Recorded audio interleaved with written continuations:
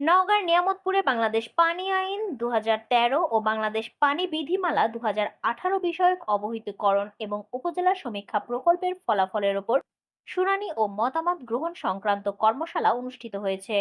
নওগাঁ নিয়ামতপুর প্রতিনিধি মোহাম্মদ ইমরান ইসলাম জানান, বৃহস্পতিবার সকালে উপজেলা পরিষদ অডিটোরিয়ামে উপজেলার সমন্বিত পানি সম্পদ ব্যবস্থাপনা কমিটির আয়োজনে এই কর্মশালা অনুষ্ঠিত হয়। নিয়ামতপুর উপজেলা নির্বাহী কর্মকর্তা মুর্শিদা খাতুনের সভাপতিত্বে কর্মশালায় ভার্চুয়ালি যুক্ত থেকে প্রধান অতিথির বক্তব্য রাখেন পানি সম্পদ পরিকল্পনা সংস্থার ওয়ারপোপ মহাপরিচালক মোহাম্মদ লুৎফর রহমান।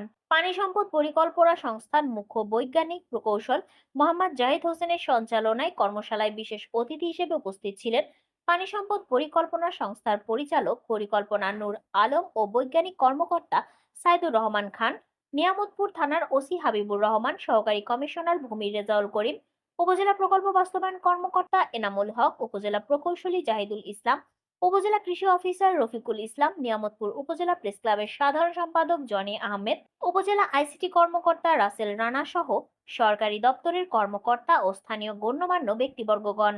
প্রধান অতিথির বক্তব্যে মোহাম্মদ লুৎফর রহমান বলেন, শুধু আইন দিয়ে পানি সম্পদের সুষ্ঠু ব্যবস্থাপনা সম্ভব নয়, এর জন্য প্রয়োজন জনগণের অংশগ্রহণ, সচেতনতা এবং বিভিন্ন সংস্থার কার্যকর সমন্বয়। নিয়ামতপুর উপজেলায় এই কর্মশালা একটি ইতিবাচক সূচনা, যা ভবিষ্যতে বৃহত্তর পরিকল্পনার ভিত্তি হবে।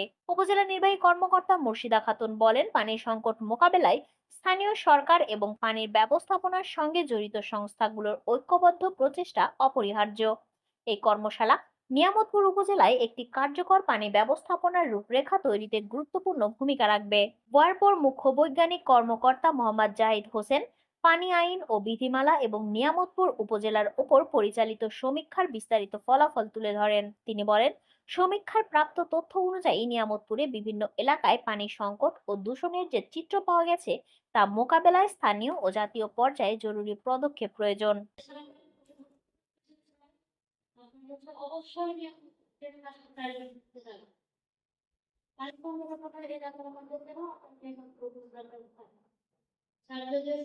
সাথে কথা বলতে পরে গিয়েছেন, স্যার দেখা যোগাযোগ করেছে।